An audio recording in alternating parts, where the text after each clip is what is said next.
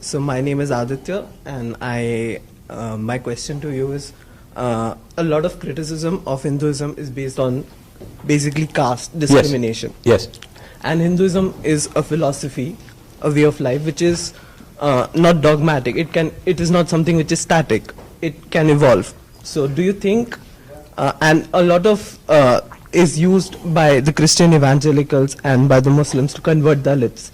Do you imagine a future where there's no caste, or do you feel that caste has some positive effect, or like, how do you see the future of caste?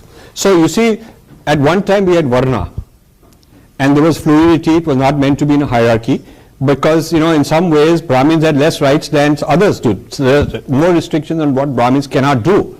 So I'm not a Brahmin, but if you look at the various codifications, it's not that there is a hierarchy of rights, because for maybe rituals somebody had more rights, but for accumulating money somebody else had more rights. For political power somebody else had more rights. So it was a rights distribution mechanism which played its role.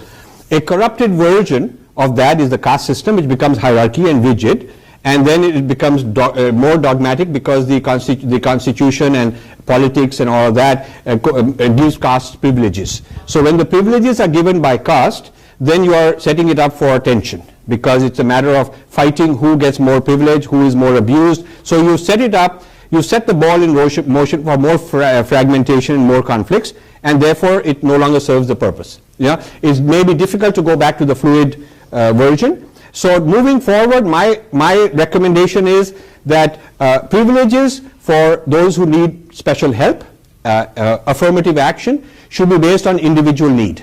So like an individual who is poor, handicapped, whatever problems they have, there should be a scoring method. A person who has more challenges, needs more help, that should be given more help, regardless of the caste. So a Brahmin may be more in need of help, or a Dalit, or whoever. And there are Dalit billionaires. There are Dalit billionaires. So there's no reason that the Dalit billionaire ought to be given privileges just because he is a Dalit. So if you remove the privileges, the economic, political privileges from the caste group to individual merit, individual need, I think then within a generation or so you can avoid this problem. And the other thing you can do is have universal education, because studies are showing that when you take a graduating class of educated people, where they end up in jobs is not caste biased. The people like Tatas have done a study, a lot of these kind of corporate people have done a study, and they don't see that among their rank and file employees there is some kind of a hierarchy based on caste. So education helps, and decoupling the privileges from caste and bringing it more on a personal, individual level, I think are the two remedies.